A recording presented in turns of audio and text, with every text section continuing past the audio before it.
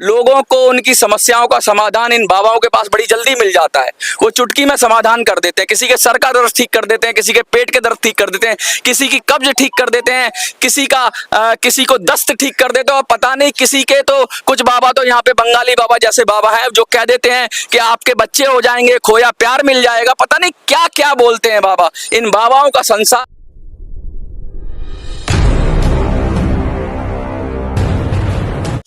हाथरस का वो काला दिन जिसमें 123 के करीब लोग दबकर मर गए। और लगातार ये बात उठ रही है कि ये जो बाबाओं का चक्कर है, जो बाबा जिस तरीके से काम कर रहे हैं देश के अंदर, उसके खिलाफ हाथरस सत्संग में जो निर्दोष लोग मारे गए उनको श्रद्धांजलि देने के लिए एनसीपी ने आज यहाँ जंतर मंतर पे कैंडल मार्च निकालेंगे। और बहुत सारे लोग आए हैं, अलग अलग वर्गों से आए हैं। वो दिल्ली ऑटो है, मतलब ऑटो से लोग आए हैं, ऑटो चालक आए हैं, अन्य भाई आए हैं पूरी तरीके से। और सब लोग ये इस बात का दुख मना रहे हैं कि किस तरीके से हाथरस में जो घटना घटी वो एकदम निंदनीय है। और बहुत एक तरह का कहते हैं कि वो एक तरह का मौलिक अपराध तो है ही है। तो उसी विषय पे बात करेंगे। सबसे पहले तो सैकड़ों की संख्या में यहाँ पे लोग आए हैं, तो आप अपना परिचय दीजिए और कहाँ से आए हैं। मैं विनोद गुप्ता, लक्ष्मी नगर डी वहाँ से आया हूँ। लेकिन ये बाबा जो है इन्होंने बहुत हत्याएं हुई हैं। 121 आदमी मरे हैं, जिसमें 123 आदमी मरे हैं और घायल हुए हैं, वो अलग है। और ये महिलाएं सबसे ज्यादा हैं इसमें। तो मैं ये कहना चाहता हूँ इन बाबाओं पे कंट्रोल होना चाहिए। इन्होंने इनके जब इतने आदमी मर गए और बाबा आगे निकल गया, उसको खबर मिल गई थी कि इतने जो कि बाबा अपने आप को भगवान बोलता है। और भगवान तो जब भगवान बोलता है तो उनको आगे वापस जिंदा करना चाहिए था उसको। और नहीं तो ये ऐसे अंधविश्वास पे नहीं जाना चाहिए जनता को, जिससे कि इतना हत्याएं हुई है। बाबा को कम से कम बहुत कानूनी कार्रवाई करनी चाहिए और इसको सजा मिलनी चाहिए। लगातार आयोजकों पर बात उठ रही है कि आयोजकों ने ऐसा कर दिया और प्रशासन पे बात उठ रही है, लेकिन कोई भी पॉलिटिकल पार्टी हो बाबा के खिलाफ नहीं बोल रही है। वो चाहे बीजेपी हो, चाहे वो कांग्रेस हो, चाहे सपा हो, चाहे बसपा हो, किसी ने भी मुखर रूप से बाबा की आलोचना नहीं की। और जांच आई है, उस जांच में भी बाबा को पाक साफ दिखाया गया है। ऐसी कोशिश की गई, बाबा को एफआईआर में भी बाबा का नाम दर्ज नहीं है। तो क्या कहेंगे इस पर? तो राजनीति में ऐसे जैसे नेता लोग हैं, ये तो अपने वोट बैंक की राजनीति करते हैं और उसका वोट बहुत है, इसलिए कोई बोलता नहीं है डर के मारे कि हमारा वोट घट जाएगा। और ऐसे दुख के काम में और जो हत्याएं हुई है उसके लिए तो हर आदमी को बोलना चाहिए, जो जायज बात है।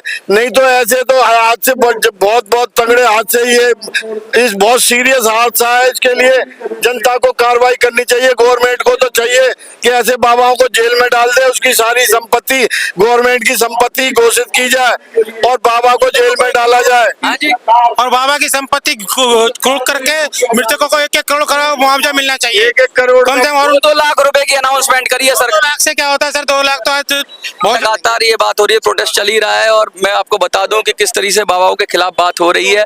और ये जो प्रोटेस्ट है, अब ये देखना होगा कि कितना इसका असर आता है। लेकिन मोटी बात ये है कि बाबाओं का इस देश में अलग ही शासन चलता है, अलग ही तंत्र चलता है। और बड़े बड़े नेता, बड़े बड़े नौकरशाह उनके गुलाम हैं, बड़े बड़े वकील उनको मिल जाते हैं और कानून भी उनके हिसाब से चलता है, सरकारें उनके हिसाब से चलती है। जब देश बाबाओं के भरोसे चल रहा है तो ऐसे में कुछ लोग आए हैं और ये अपनी आवाज उठा रहे हैं। देखते हैं कितनी बुलंद होती है इनकी आवाज, कितनी जबरदस्त तरीके से आवाज उठाते हैं। लेकिन मोटी बात यह है कि बाबाओं को दरकिनार कर इस देश में कोई आगे बढ़ नहीं सकता। किसी पॉलिटिकल पार्टी में अब तक तो इतनी हिम्मत नहीं हुई। एक एनसीपी आई है जो मुखर होकर इस विषय पे बात करे।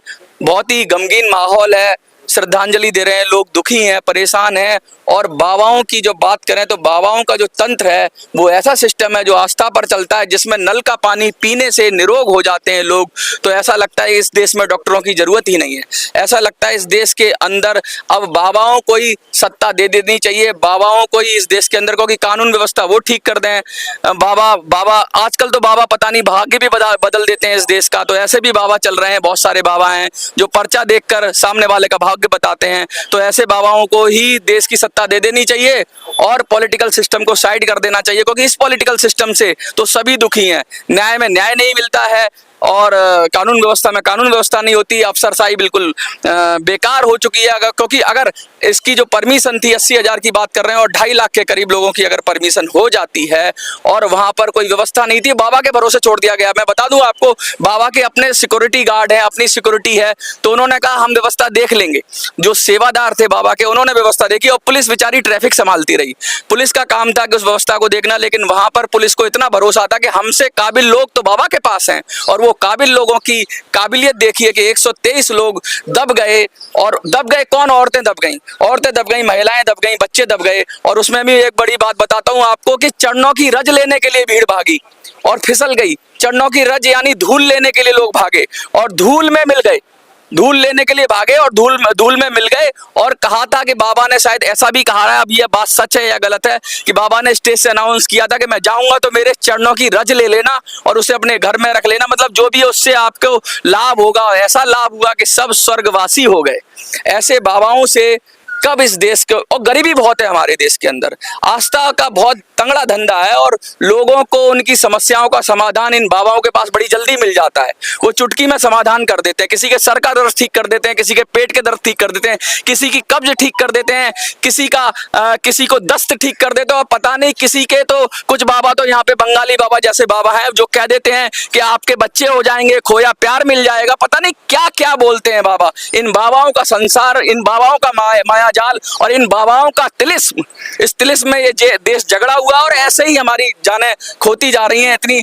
इतनी जो महत्वपूर्ण जानें हैं इस देश के अंदर वो खोती जा रही हैं। और बाबा देखिए, बाबाओं को देखिए, बाबा शान से चलते जा रहे हैं। और किसी पॉलिटिकल पार्टी में, एनसीपी आई है, अच्छी बात है एनसीपी आई है, लेकिन किसी पॉलिटिकल पार्टी में इतनी हिम्मत नहीं हुई कि बाबाओं के खिलाफ खड़े होकर जोरदार तरीके से बोलते कि एनसीपी शरद पवार चंद। बहुत लोग बैठे हुए देखिए, और मैं तो कहूंगा एक बार उठ के एक बार नारा बुलंद कर दीजिए बाबाओं के खिलाफ, अगर वहीं से बैठ के कर दीजिए।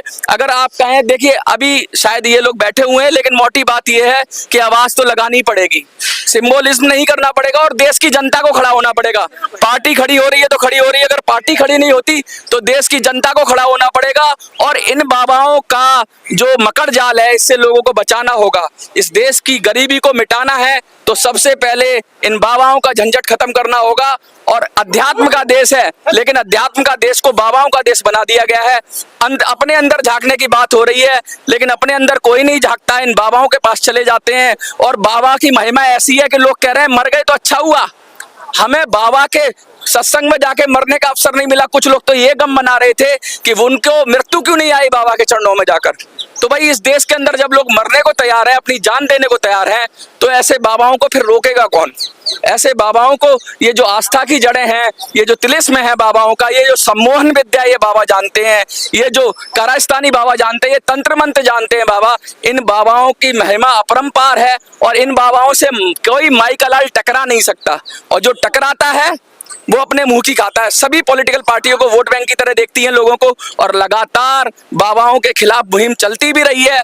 और बाबाओं के खिलाफ जब सरकारें, अच्छा सरकार भी पॉलिटिकल पार्टियां बाबाओं को अपनी तरह से इस्तेमाल करती हैं, अपने प्रचार में भी इस्तेमाल करती है। और इनके मंच पे चढ़कर बड़े बड़े नेता इनके समर्थन में नारे लगाते हैं। इससे पहले एक और बाबा था, मैं बता दूं, जो भाग गया देश छोड़ के, वो दूसरे समाज का बाबा था और ये इस समाज के बाबा हैं। हर समाज में बाबा मिलेंगे, बाबा हर जगह हैं, कहीं किसी नाम से हैं, कहीं किसी नाम से हैं। वो भी, उनके भी मंच पे बड़े बड़े नेता चढ़ते थे, इस मंच पे भी बड़े बड़े नेता चढ़ते हैं। और नेता तब बाबा से परेशान होते हैं जब बाबा नेताओं के खिलाफ चलने लगता है। जब तक बाबा और नेताओं का गठजोड़ बना रहता है, बाबाओं को संरक्षण मिलता रहता है, प्रशासन से भी संरक्षण मिलता रहता है। फिर जांच होगी, फिर कुछ पन्ने लिखे जाएंगे, फिर कुछ पन्ने काले होंगे, कुछ अधिकारियों पे गाज भी गिर जाएगी, लेकिन ढाक का 3 पात होगा कुछ नहीं। आपको क्या लगता है? बहुत संजीदा विषय है, ज्यादा तो नहीं बोलूंगा, बहुत बोल लिया मैं, लेकिन मोटी मोटी बात ये कहता हूं कि कब रुकेगा इन बाबाओं का जाल। बड़े बड़े पैमाने पर ये बाबा जाल फैला रहे हैं, देखते रहिए।